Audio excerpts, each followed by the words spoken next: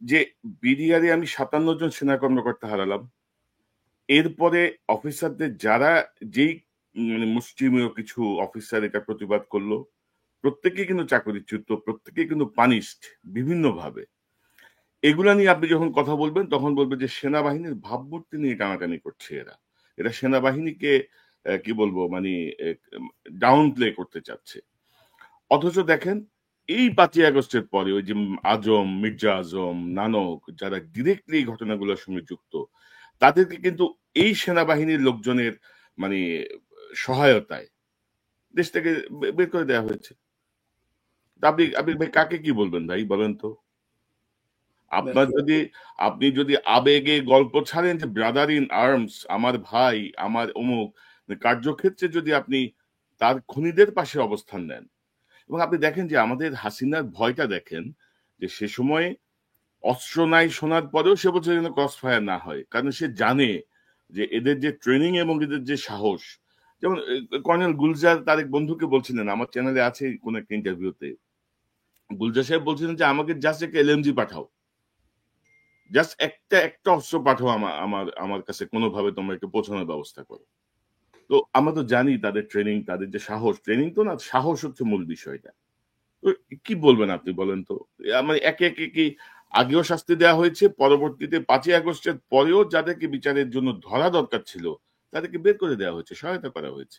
জি, আমি সবসময় এই জিনিসটা বিশ্বাস করি যে সেনাবাহিনীতে যে অস্ত্র প্রশিক্ষণ, রণকৌশল প্রশিক্ষণ, শারীরিক প্রশিক্ষণ, সেগুলো অবশ্যই আছে, কঠোর প্রশিক্ষণ। বাট আমাদের সেনাবাহিনীর সব থেকে বড় যে প্রশিক্ষণের সুফল সেটা হচ্ছে আমাদের কলিজাটাকে প্রচন্ড বড় করে দেওয়া হয়। আমাদেরকে যে ভয় বলে কোনো কিছু নাই সেই জিনিসটা বলা হয় এবং সেটা আমরা ফলো করি। স্বাভাবিক। আমি ছোট্ট একটা জিনিস বলি ভাই, আমাদেরকে প্রশিক্ষণের সময় 3 রকমের শেভ করতে হতো। যদি আমি ধরেন নর্মাল নিজে থেকে শেভ করলাম ফোম দিয়ে, গুড, যদি 3 মিনিট সময় পাই শেভ করে নিলাম। আর যদি আমি শেভ না করি, কেউ যদি সেটা দেখে, সেক্ষেত্রে বলা হয় ড্রাই শেভ, মানে এখন আর কিছু না, পকেট থেকে শেভিং রেজার বের করো, কোনো কিছু ছাড়া শেভ করো। 3 নাম্বার জিনিস যেটা হচ্ছে, তারপরেও যদি আমার কাছে রেজার না থাকে, ব্রিক শেভ, একটা ইটের টুকরা নাও, ইটের টুকরা দিয়ে এইভাবে তুমি ঝামা দিয়ে চামড়া ছিলে দিয়ে আমি করব।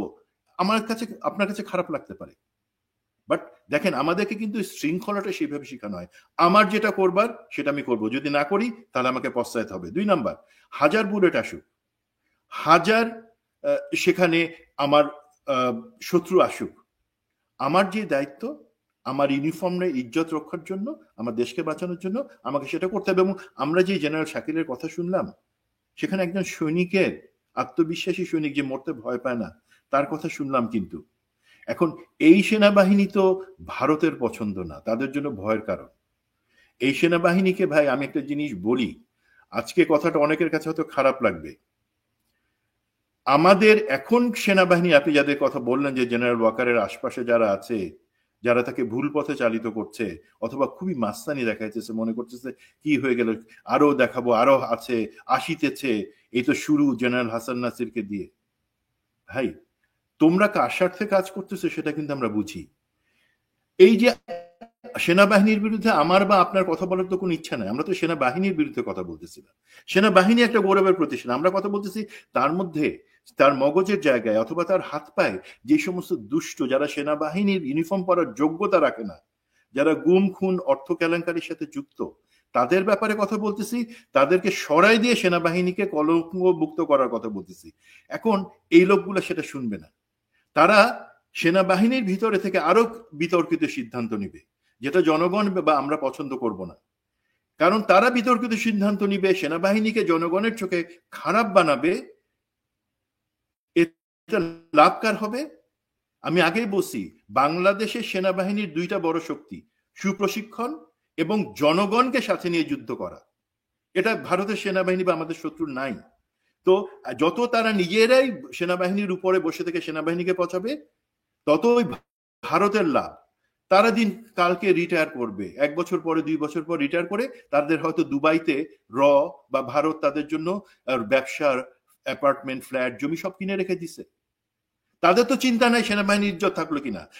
আমাদেরকে যাদের সেনাবাহিনী থেকে গুম করে নিয়ে আমাদেরকে ইউনিফর্ম ছিঁড়ে ফেলে আমাদেরকে বাইরে পাঠাই দিচ্ছে, তারা আমাদেরকে জেলে ভরছে, তাদের চিন্তাটা আসলে হয়ে গেছে বেশি, কারণ আমরা সেনাবাহিনীকে ভালোবাসি।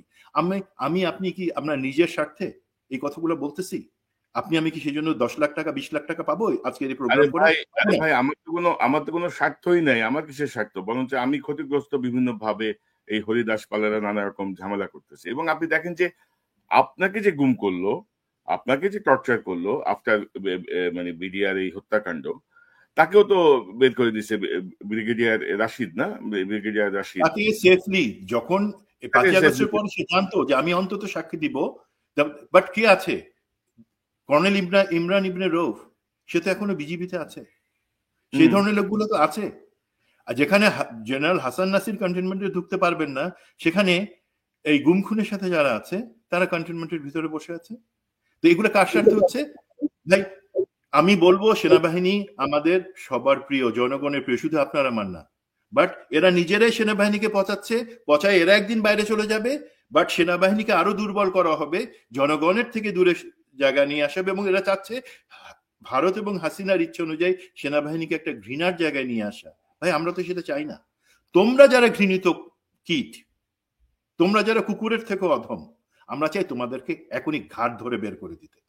এবং ইনশাল্লাহ তোমরা যদি এটা চালাই যাও, অসুবিধা নাই, আমরা সেই কাজটাই করব। রাইট। এবং এবং ধরেন যে আমি তো মনে করি বিডিআর কমিশনকে যদি পূর্ণ সহযোগিতা করা না হয়, কারা কারা করছে না, কি করছে না, তাদের 14 গোষ্ঠী আমরা সামনে নিয়ে আসবো ইনশাল্লাহ।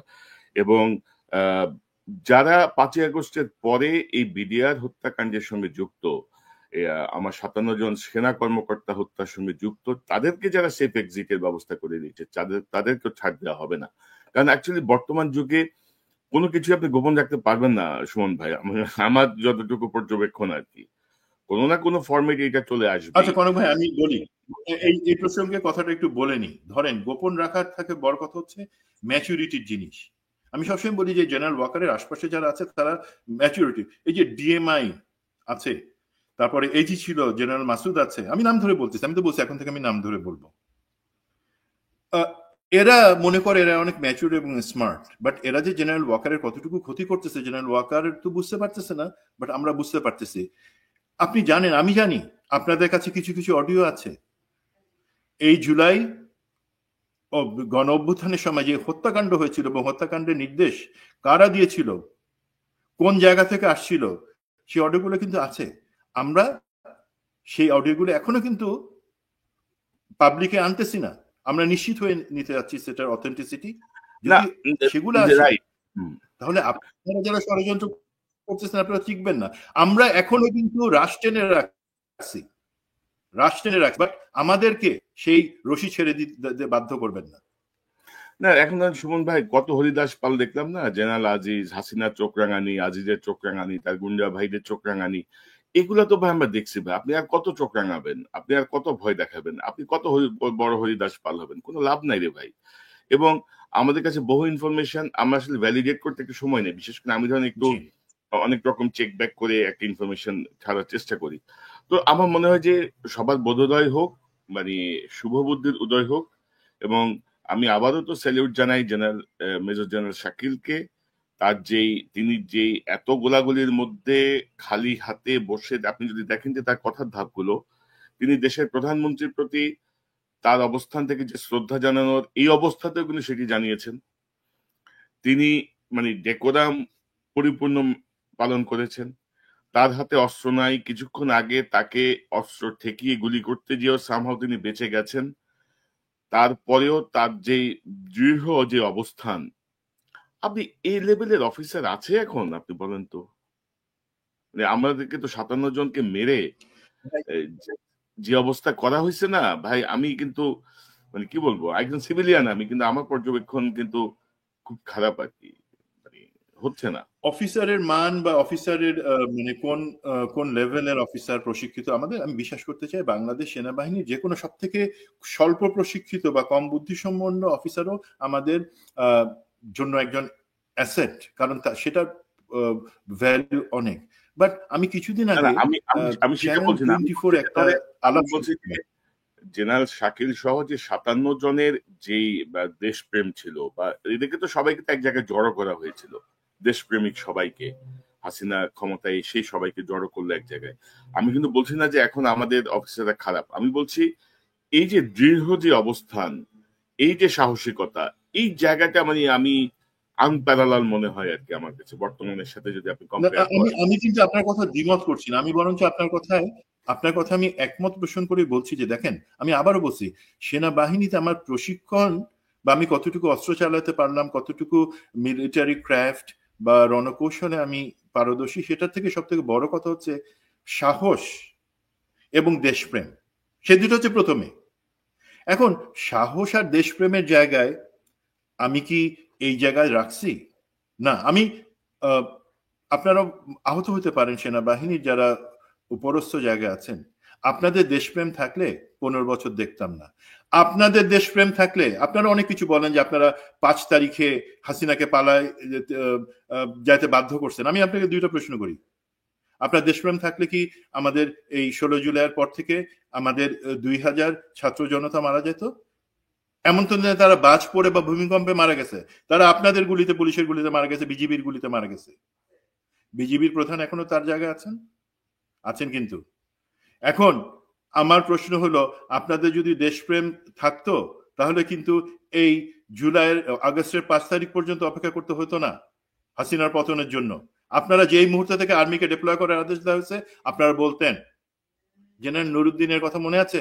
এর সাথেও তাকেও ডিপ্লয় করতে বলছিল, ছাত্র জনগণের উপর গুলি করতে বলছিল, উনি তো করেন নাই। বাট আপনারা তো তারপরেও তার মেনে নিছেন, আদেশ দিচ্ছেন, এবং 5 তারিখের কথা বলেন যে আপনারা বিজয় আনেন নাই। হইলে আপনারা 5 তারিখে হাসিনাকে সম্পূর্ণ পরিকল্পিতভাবে আর্মি, নেভি, এয়ারফোর্স মিলে ওকে এবং তার সাথে আওয়ামী লীগের লোকদেরকে পালায় যাইতে পালায় মানে সেফলি ইন্ডিয়াতে রেখে আসতেন না, মানে পালায় যায় নাই। মানে সুমন ভাই, এই অথরিটি কে দিছিল তখন সেনাবাহিনীর প্রধানকে? হু গিভ হিম এটা তো আমাদের শোনার দরকার, আমরা অনেক কিছু হাসিনাকে শুনি, অনেক হাসিনাকে বক্তব্য বের করে শুনি। দিতে হবে? হাসিনাকে সেফ আমরা এক্সিট তো, দেওয়ার অথরিটিটাকে কে দিছে? ভাই আমি বলি, আমরা তো অনেক বক্তৃতা শুনতেছি বিভিন্ন জায়গায়, full stop, non stop, comma stop. But আপনি আমাকে বলেন, এই দুইটা জায়গায় ক্লিয়ার করেন, 626 জনকে যে রাখা হয়েছিল মানবিক কারণে আমি জানি, তারপরে কেন বিচার ছাড়া তাদেরকে ছেড়ে দেওয়া হলো? 2 নম্বর, হাসিনা এরশাদ যে গেছে, এরশাদ 6 জন লোককে সারা 8 বছরে হত্যা করছে, 6 জন। আর আপনি 6,000-এর বেশি লোককে এই 15 বছরে হত্যা করা, যে পতিতা খুনি হাসিনা, তাকে আপনি আরাম করে বসায় প্লেনে করে তার বাপের বাড়ি ইন্ডিয়াতে রেখে আসছেন। সেটার ব্যাপারে আপনি জানান, আমাদেরকে, জাতিকে জানান। এটা তো এমন না যে হাসিনা প্লেন ডাকছে উবার কল করার মতন যে প্লেন আসো আমি চলে গেলাম। এটা তো 3 তারিখ থেকে পরিকল্পনা হয়েছে। বিমান বাহিনী প্রধান যেখানে তারেক সিদ্দিকের বাসায় এসে পরিকল্পনাতে ছিলেন, খুনি জিয়াউল হাসান সেই পরিকল্পনাতে ছিল। তারা 3 দিন ধরে পরিকল্পনা করে হাসিনাকে ইন্ডিয়াতে রেখে আসছে, যেটা 6 তারিখে যাওয়ার কথা ছিল। আমাদের ছাত্র জনতার চাপে সে 5 তারিখে গেছে, এইটাই তার রাগ। এই পতিতা মহিলা চাইছিল একটা জাতির উদ্দেশ্যে ভাষণ দিয়ে 6 তারিখ সকালে চলে যাবে, সেইটা পারে নাই। ওর এখন মাথায় রাগ, এবং যেই লেজদের, তার দোসর যাদেরকে বিভিন্ন জায়গায় অ্যাডমিনিস্ট্রেশনে বাহিনীতে বসে রাখছে, তাদেরও সেখানে রাগ যে ও তো ভাষণ দিয়ে গেলে ওর একটা সুবিধা হতো, বাট সেটা পারে নাই, সেই কারণে রাগ। যাই হোক, এই প্রশ্নগুলোর জবাব তারা দিচ্ছেন না, তারা অন্য জায়গায় অনেক থিওরি বলতেছেন। আগে শুধু এই দুইটা জিনিস বলেন, 626 আর কেন হাসিনাকে দেশে বন্দি না করে পালাই যেতে দেওয়া হলো। পালাই না, আপনারা সেফলি ইন্ডিয়াতে রেখে আসলেন।